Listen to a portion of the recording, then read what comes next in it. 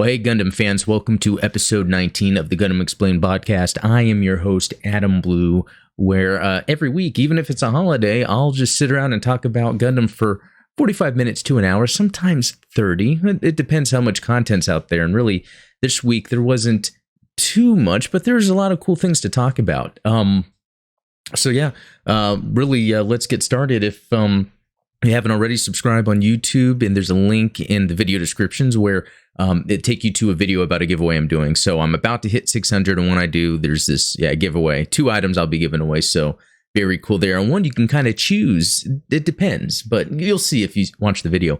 And then I guess subscribe on any other audio platform for the podcast or the audio version. And if it's missing somewhere, just let me know. But I guess we'll get into this. First of all, last week, I had the video go up for the RX75 GP01 from Stardust Memory, the Robot Spirits version, so check that out if you haven't watched it. It came with the effect part to do that saber clash with the GP02, and I planned for the GP02 video to have that there, but I actually totally forgot to review that part. But I took some pictures of it, and so I'll be sharing those here when I put the GP02 video up, because I can now, because of my subscriber number, I can now post, I guess, to the community section. I kind of posted some pictures of this the GP01, and I'll tend to do that. I like to use my DSLR to take pictures. I'm really big into photography in a way when I'm taking pictures of Gundam, so I'll be sure to do that. So really, anytime, let me know what kind of pictures you'd want to see that I'm taking of these Gundam. I used to put more diorama. I would build dioramas out. You can see there's my Instagram, I think. I have on there. You can check that out. And I actually have another Instagram, I think it's linked there, where I've done a lot of photography, diorama style set pieces. But check that out.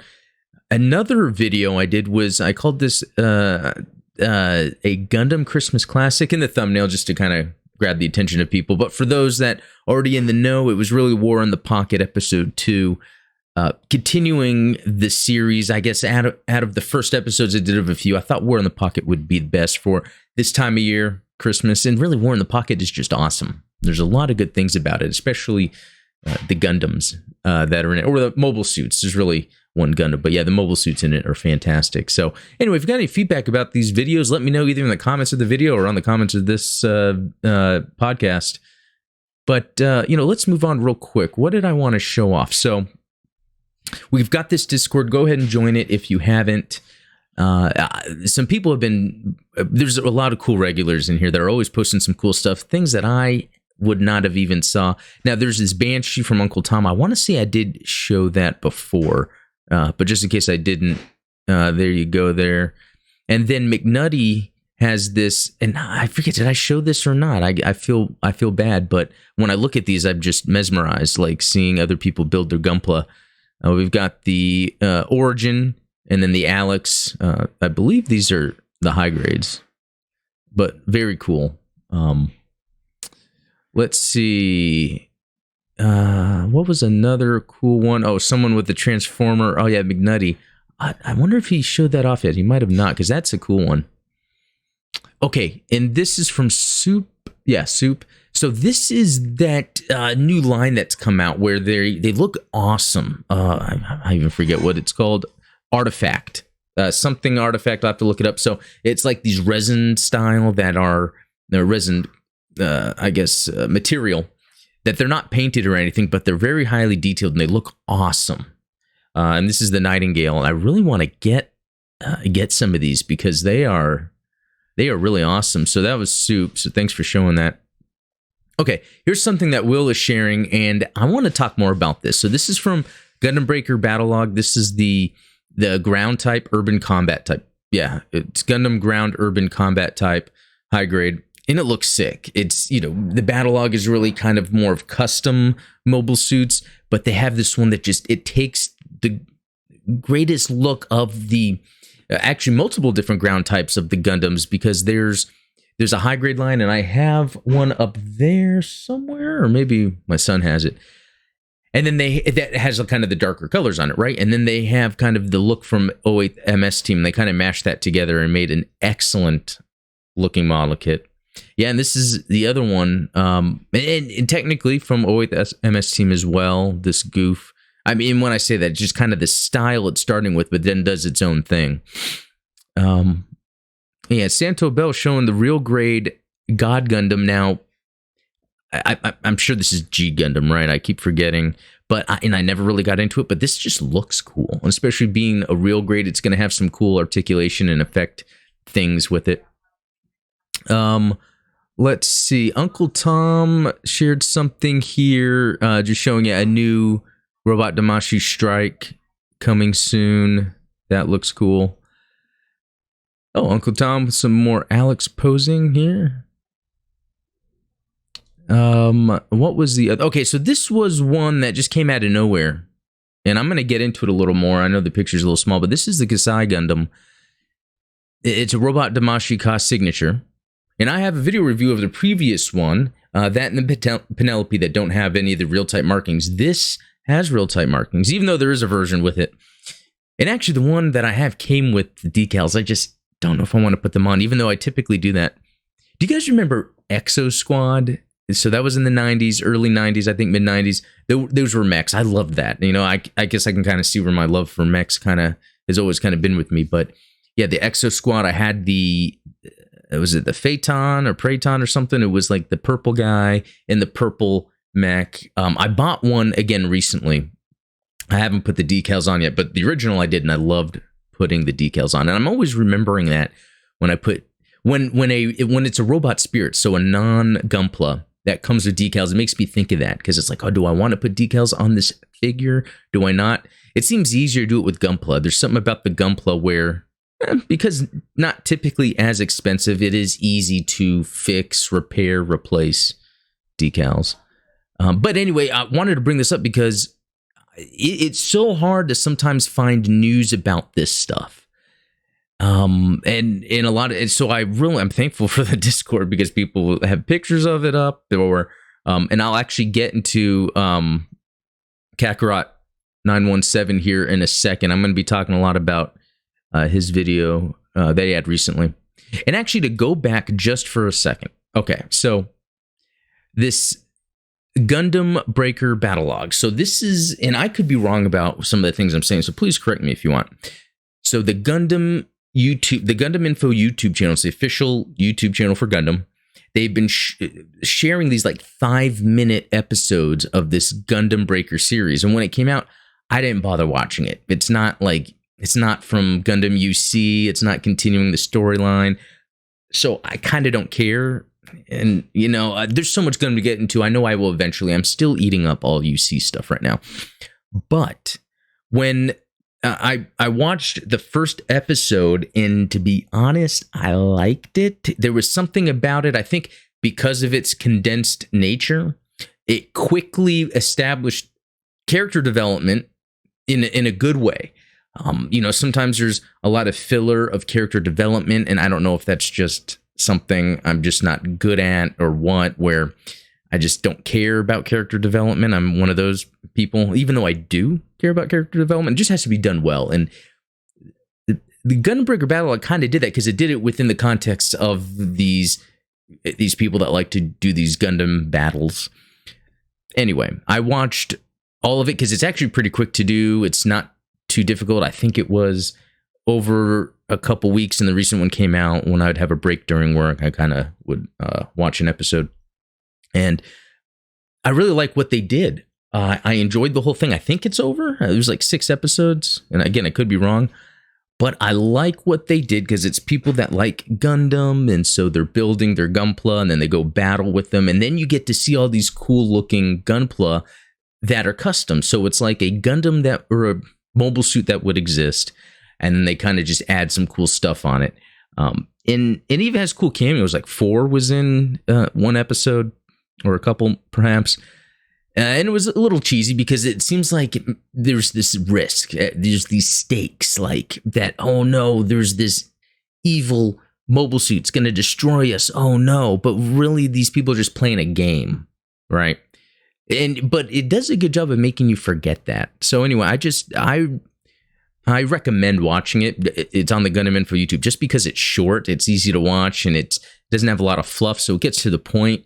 The characters are themselves. You get a sense of the character. There's a lot of cool battles. The music is great, and it has all different styles of music that I'm accustomed to from Japanese media. So it has, like, the dance type music. It kind of has that pop punk rock music, and then it has kind of the action oriented, symphonic style music. So everything about it is pretty cool, I gotta say. So I guess if I'm at Target and I see one of these kits, because they're not too expensive, especially this one, I will probably pick it up. Yeah, because that was really cool.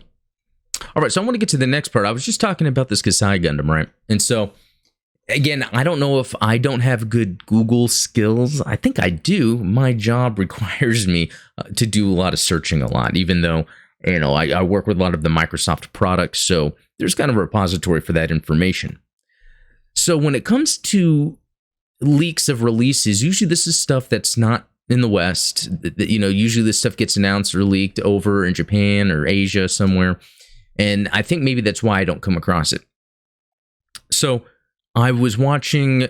So if no one, I'm sure you guys know Kakarot197. I actually participate in the Patreon because I think good work is done here, especially the news updates. One is just he'll talk about things that I'll never buy. I love seeing all the crazy types of food from Gundam themed food and all these cool things that celebrate Gundam that don't happen here in the US. I really like that stuff a lot. And so I love that he shows that stuff off, because there's no other way I'd be digesting that information. But he was kind of showing this, the Robot Damashi cost signature Kasai Gundam, Hathaway's Flash version. So it's specific to that, which looks a little different than the ones that are already out. And just a little bit. I think it has to do with the face and maybe some of the chest. But really cool. So what I'm trying to get at is really the only way I would have known about this and a bunch of other things we're about to see here is because of his channel. And I don't know if I'm missing where I would go to find this stuff, or he's just good at his job being a Gundam YouTuber and finding that information. So I really appreciate that. So again, Kakarot197, if you haven't subscribed, you probably should. So next up is, this blew my mind. It's a Metal Robot Damashi Rigazi custom. So this is actually even though I say this about all of them, my favorite Gundam. But got a call, but I'm gonna wait. But really, I really got a handle of it from Battle Operation 2, because this became a mobile suit that you could get. And so I use it all the time, and I don't know if it's just an easy mobile suit to use or it just connects with me, but this for sure I would get. So yeah, Metal Robot Damashi Rigazi custom. That is amazing. This is exactly, it's metal robot. So I've got the, the double Zeta, the Zeta, and the Mark II, which are all favorites of mine. So having this included will be awesome. And I don't think they have any other information on it, but I'm sure the price will probably be 150 plus, maybe. I don't know. Anyway, that's cool. So the other cool thing is, apparently there's this set piece, and I don't know if the figures are included or not, but it's a Guntank with the goof from is RX75 mass production type Guntank ver anime. So I think it's a diorama that comes with the Guntank, and that is awesome for multiple reasons. One, I like the Guntank. I don't even have the original ver anime one. That it's kind of pricey, and I'm trying to find the one. So if anyone can help me out with this and tell me where I can get one at a good price, it's the Guntank that comes with the rest of the white base hanger that you can connect them all together. Because I have the two other parts of the white base hanger, but I don't have the one that comes with the Guntank, and it's like a corner piece. So, and for that, I don't really have a Guntank. So I'd love to get my hands on this, but the fact that they're doing the diorama thing is great. But then along with that is the Goof Custom anime. So this is, I'm assuming, the one that would work with this piece from 08 MS Team. So again, we've seen Bandai release a lot of robot spirits of 08 MS Team lately. I think there's one or two, I forget now, of the Zaku's, and then there's a couple of there's 3 different Federation mobile suits. And now we have the Guntank and we have this Goof Custom. So again, I didn't see this anywhere until I was watching Kakarot and it popped up and it was blowing my mind. And then it goes even further. So now they even have this, they call it the Robot Damashi Side MS 08 MS Team Option Part Set 2. So I have the Option Part Set 1 pre-ordered, but now they have the Set 2. And what I love about this is it comes with the tank. Does it come with does it come with those fighters too? What are those called? That would be awesome. But it comes with these little minifigures. That's the thing that's been missing that I want so bad with these Robot Damashi robot spirits. I don't know what the right way to describe them is. Is it Robot Damashi? Is it Robot Spirits? I see both. But the fact that it comes with the tank, it comes with the minifigures, that is exactly what I want. And my wallet, holy crap, that is a lot of pre-orders that have come out. I don't even think there's any information about when the pre-orders come up. I'm trying to nail that down because a lot of things have been showing up after I've expected them to. I think I missed out on the Zaku 2 J-Type, but then I found it on some other random retailer. I even have this bookmark folder of pre-orders. So anytime I pre-order something, I have to kind of bookmark it so I don't forget. And you know what? It's funny because normally when I start off these podcasts, it's like, oh, this is some Gundam stuff I've got recently. Or I haven't bought anything in a while because there's just been so many pre-orders that my budget's just been gone, actually, for a while. But there's stuff that I would want to get. Like, out of all Gundam stuff, the Robot Spirit stuff is my thing, really.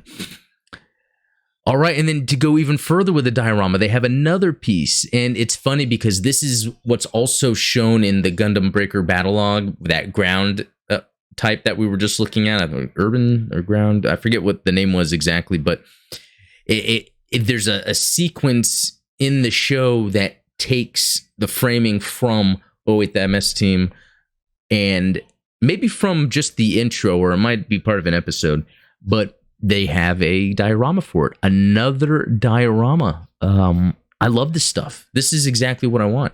And, you know, looking at the from this and even that Rigazi custom, we can kind of see how they're using those stands. I really like those new stands that they've been using. Anyway, this is just to kind of show off the new robot spirits coming out that are awesome. And I want to thank Kakarot197 for showing this stuff. I wouldn't have found it any other way if it wasn't for him. And really, I want to thank, who was that again? Uncle Tom, always Uncle Tom.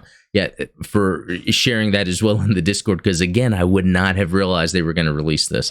I missed out on the Penelope, although I kind of chose not to get it, because I think shortly after the Penelope went up for pre-order, there was a Robot Spirits, what was it? The Neo Zeong real marking type version.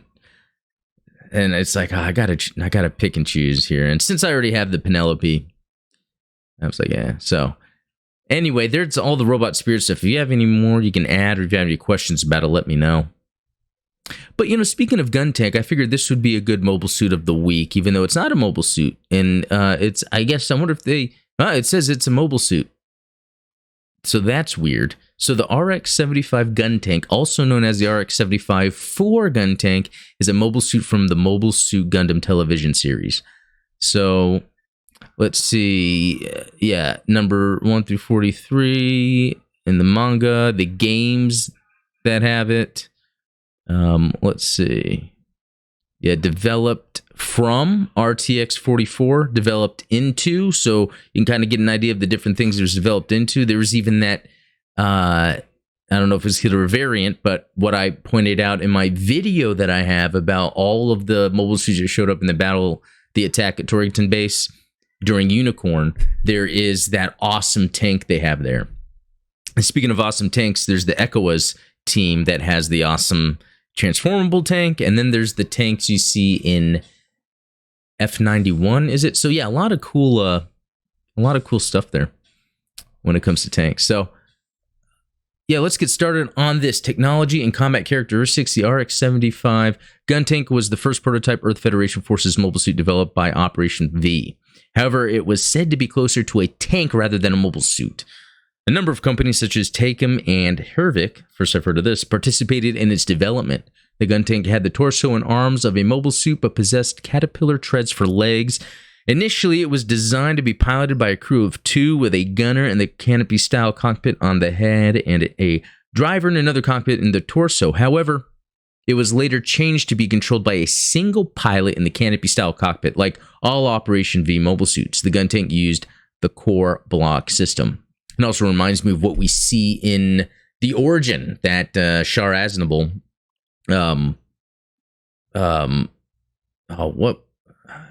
everyone has multiple names. You know, Quattro Bagino, what was his Daikun name? Whatever.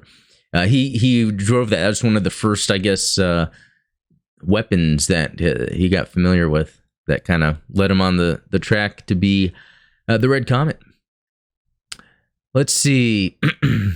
Yeah, I kind of like that the Guntank used the core block system. I'm a fan of the core fighters and all that. So, and that's something I like about the Rigizzi Custom, how it just transforms. You know, I like it when mobile suits can look like a jet. Its reactor is a hybrid type of nuclear reactors and gas turbines, and its output is insufficient for powering beam weapons. The Guntank's main weapons are twin 120mm cannons, which are effective at long and medium ranges. Its arms have 4 barrel missile launchers instead of hands, and they provide a good cover fire against enemy tanks and aircraft, but are less effective against enemy mobile suits. A major flaw of the Guntank is its inability to turn its torso, making it difficult to aim the cannons at moving targets, as the Guntank must reposition itself. Another major flaw is that its design was primarily for ground combat, resulting in it having poor maneuverability in space. So it really sounds like they just did a bad job designing it, but the Gundam was amazing. The RX-78 too. Armaments: 120mm low recoil cannon. 220mm cannons are equipped on the shoulders of the Guntank. The cannons were used for long-range artillery and sniping. They have a firing distance of 260 km, which exceeds visual range. 4-tube 40mm bot missile launcher. 2 4-tube 40mm bot missile launchers are mounted in the Guntank's arms. They rapid-fire small anti-aircraft missiles with a range of 20 km. As the Guntank is not equipped with any close-range weapon, the missile launchers are also used as the primary defense weapon. Special equipment and features. Core block system. The prototype mobile suits produced by the Earth Federation Forces Operation V are equipped with a central block which houses the mobile suit's cockpit, control systems, and main power source. This core block can eject in case of emergency and unfold into the FFX-7 core fighter. All right, so we'll get some history here. The RX-75 Guntank was developed when the first rumors of the Principality of Zeon's mobile suits reached the Federation. Only one of the Guntank units survived the attack on Side 7. This last prototype made its way to the Pegasus-class assault cruiser White Base. The Guntank then fought alongside the RX-77-2 gun cannon and the RX-78-2 Gundam. After the death of the Guntank's pilot, Ryu Josie? That's a good one. I'm going to have to look that up again. The mobile suit was upgraded to be used by a single pilot in the canopy-style cockpit. When the White Base came under attack by Dimitri and the MA-04X Zaccarello mobile armor while leaving the Earth's atmosphere, Hayato Kobayashi launched in the Guntank to intercept. However, he was clearly outmatched by the Zaccarello's superior speed and power. Fortunately, the near-suicidal plan bought Amuro Ray enough time to deploy in the Gundam to defeat Dimitri. The Guntank then continued service on board the White Base until it was destroyed at the Zeon Space Fortress Abawaku. In the compilation films, the Guntank was decommissioned at Jaburo, with its pilot Hayato Kobayashi being assigned to a second gun cannon unit for the remainder of the war. Variants: RX-75 Guntank mass production type and the Guntank Saikamu type. Oh, and there's not even a link to that. So first it appeared in the parody Mobile Suit Gundam, and this Guntank variant stems from Hayato Kobayashi's frustration of using Guntank in space and desire for something more flashy than Amuro's RX-72 Gundam. His Guntank suddenly gains the ability to use the Saikamu system. Unfortunately for Hayato, it is just a dream sequence. Its Gundam War card reflects perfect. Okay, so I gotta see if they have a picture of this. That is kind of funny. I kind of like how even the treads kind of fire off. Kind of funny. I like that. Well, cool. See if there's any trivia. Oh, wait a minute. Here's that thing I was talking about. Yeah, I want that really bad. So I have 2 of the standard ones that come with the little thing. It's a thing, right? That a mobile suit will be attached into. But what I like about this is it has that kind of corner. I mean, that's some great great diorama stuff to have.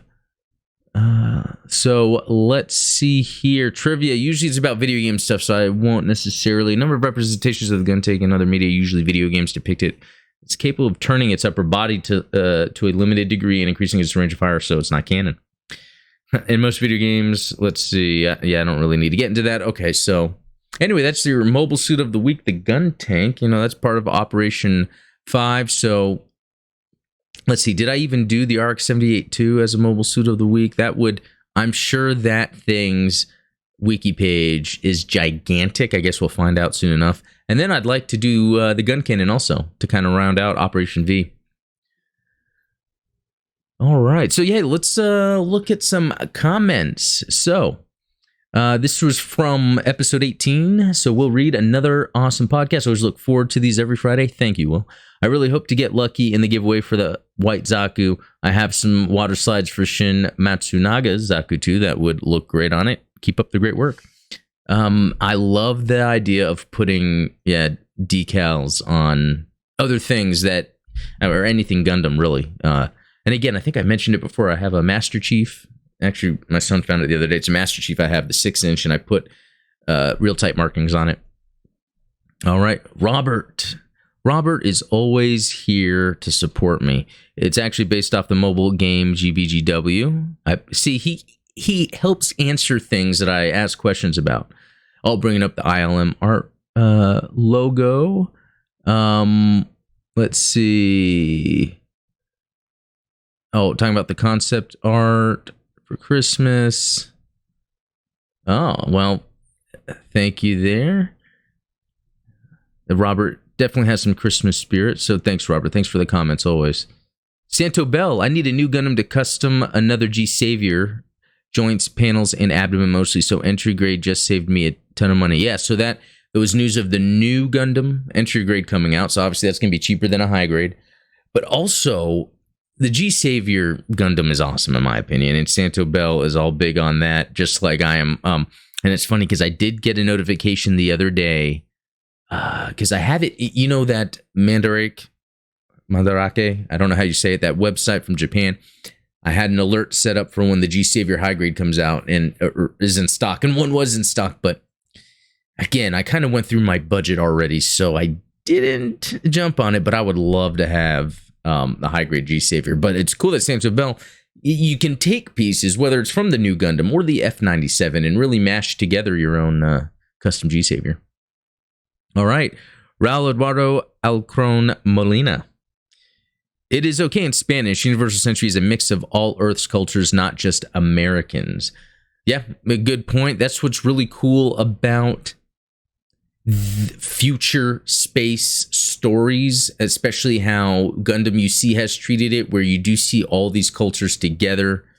But also it's interesting because how words are used in different languages, and this is based off of, instead of Titans, he's saying Titans, which is actually how it's pronounced in the Japanese, but it's an American word, Titans, so then with the English, you know, it's confusing, but you know what?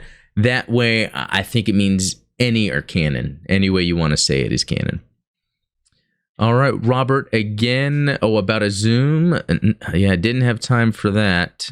Sorry about that, Robert. And then Zendito Setiawan. Yeah, the last name, I think I must have said it wrong before, because I remember Zendito. Congrats to all the winners, and also I definitely want to win, okay, real grade Banshee, or at least high grade 00, both being the kit that I want to have. Can't wait for you to reach 100K subscribers. This channel is criminally underrated. Oh, thanks for that. But yeah, so for those of you that are interested in the giveaway, yeah, that's what I'm saying. Post something in the in the comments of the video that you'd want to get, because if it's really something that's easy for me to just buy and send out, I'd love to do that. That'd be cool, because then I would hope you would send me the picture of what you build. That would be cool. All right. Robert again. Oh, comment sniping. Good job. Let's see. First comment sniped again. Yeah, Robert's always supporting me. Kämpfer equals warrior in German. So that is good to know. I like that. Again, that kind of goes to the cultural thing we were just talking about earlier, how there's a lot of, and I've noticed that with Xeon, especially I'm playing that Code Fairy game, which I didn't even talk about that because I actually beat it. I had to do it on easy. But there's a lot of cool things that I'm hearing that have a lot of German to them, and it kind of ties in with what they were trying to portray with Xeon. Darn you, Al, you little troublesome kid. Stop getting so excited over those two adult matters. Also, good review again, Adam. Maybe try and do the same thing you've done with your figures and model reviews, but enlarge your pic to 1/4 of the screen in the upper right and include your channel logo and other info below as to not waste space. Like maybe even links to other app sites you're on at.